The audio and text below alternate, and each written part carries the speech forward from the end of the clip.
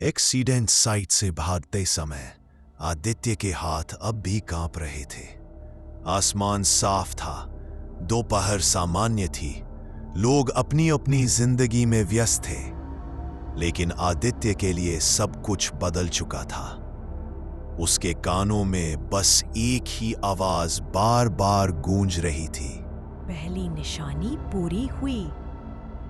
जब वह ऑफिस पहुंचा, बाकी डिलीवरी बॉय मजाक कर रहे थे। ओए आदित्य, तू इतना टेंशन में क्यों है? लगता है गर्मी लग गई है भाई को। पर आदित्य के पास जवाब नहीं था। उसके दिमाग में वही बूढ़ी औरत, वही भविष्यवाणी, वही कागज वाली बातें चल रही थी। दूसरे डिलीवरी बॉय की मौत भले ही उसका नुकसान ना हो, लेकिन वह उसे ऐसे महसूस हुआ जैसे किसी ने उसकी जगह किसी और को मार दिया हो। जैसे मौत उसे ढूंढ रही थी पर गलत पते पर चली गई। उस रात 11:15 PM घर आते ही आदित्य ने सारे दरवाजे खिड़कियां बंद कर दी। उसने कमरे की बत्तियां जलाईं, टीवी ऑन रखा, लेकिन उसका ध्यान बार बार घड़ी पर जा रहा था। 12 बजे, दूसरी निशानी। क्या होगा इस बार? वह सोफे पर बैठा फाइलें देखने लगा ताकि दिमाग दूसरी तरफ जाए, लेकिन दिमाग में अजीब बेचैनी थी, जैसे किसी अनदेखी चीज का इंतजार हो।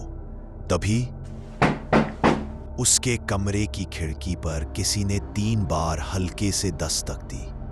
आदित्य डर गया, धीमे धीमे झुककर बाहर झांका। बाहर कोई नहीं था। उसने पर्दा हटाया और ध्यान से देखा। कांच पर छोटी छोटी उंगलियों के जैसे निशान थे, जैसे किसी बच्चे ने हाथ लगाकर खिड़की के पार देखने की कोशिश की हो। लेकिन उस छत पर कोई बच्चा घुस कैसे सकता है? उसका गला सूख गया, दिल तेजी से धड़कने लगा। घड़ी देखी, 11:59 हुए थे। उसने आंखें बंद करके गहरी सांस ली। 1 मिनट बाद दूसरी निशानी। ठीक आधी रात के 12 बजे कमरे में अचानक ठंड का तेज झोंका आया, जैसे किसी ने एसी फुल स्पीड पर ऑन कर दिया हो। टीवी की स्क्रीन 1 सेकंड के लिए काली पड़ी और फिर तस्वीरें भयानक तरीके से चमकने लगीं।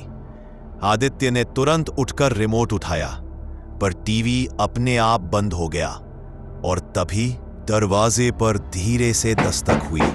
आदित्य की सांसें रुक गईं। उसने दरवाजे को घूरा। बाहर कौन हो सकता है? धीरे धीरे उसने हिम्मत जुटाकर और पीप होल से बाहर झांका और देखते ही पीछे हट गया। बाहर खड़ी थी वही बूढ़ी औरत, लेकिन इस बार उसका चेहरा पहले से ज्यादा अजीब था। आंखें पूरी काली, चेहरे पर फटी सूखी चमड़ी और होठों पर एक टेढ़ी मुस्कान।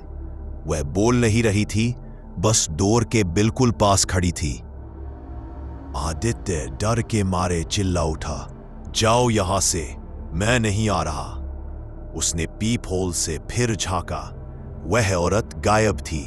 हॉल खाली पड़ा था। लेकिन तभी पीछे से एक कर्कश आवाज आई, दूसरी निशानी शुरू हो गई है। आदित्य बिजली की तरह पलटा। कमरा खाली था, पर हवा में वही आवाज गूंज रही थी जैसे दीवारों में दर्ज हो चुकी हो। अचानक किचन की लाइट अपने आप ऑन हुई। आदित्य ने झुककर देखा, सिंक के पास फर्श पर पानी ही पानी था, जैसे किसी ने हाथ धोते हुए टोंटी खुली छोड़ दी हो। पानी में कुछ गिरा पड़ा था, एक पुराना भीगा हुआ कागज का टुकड़ा। आदित्य ने कांपते हाथों से उसे उठाया। कागज खुलते ही वह डर से पीछे हट गया। उसमें लिखा था, दूसरी निशानी तुम्हारी छाया आज तुम्हारा पीछा छोड़ देगी। जैसे ही उसने यह लाइन पढ़ी, कमरे की ट्यूबलाइट तेजी से झपकने लगी। आदित्य ने डरते हुए दीवार पर नजर डाली, जहां उसकी परछाई पड़नी चाहिए थी, लेकिन वहां कुछ भी नहीं था। परछाई गायब थी। उसने हाथ उठाया, उंगलियां हिलाईं, लेकिन कोई साया नहीं। जैसे वह कोई इंसान नहीं, बस हवा हो। उसका दिल बाहर निकलने को था। तभी अचानक उसने फर्श पर एक दूसरी परछाई देखी, एक अजीब दुबली टेढ़ी मेढ़ी छाया जो उसके ठीक पीछे खड़ी थी। आदित्य ने बिना सोचे पीछे मुड़कर देखा। कोई नहीं था, लेकिन वह छाया वहीं थी, फर्श पर, और वह धीरे धीरे उसकी तरफ बढ़ रही थी। आदित्य चीखते हुए कमरे से बाहर भागा। परछाई उसके पैरों के पास तक आ चुकी थी। जैसे ही वह बाहर भागने को हुआ, लाइट्स बुझ गई। पूरी बिल्डिंग अंधेरे में डूब गई और उसके कान में एक अंतिम शब्द गूंजता रहा, तीसरी निशानी अब ज्यादा दूर नहीं।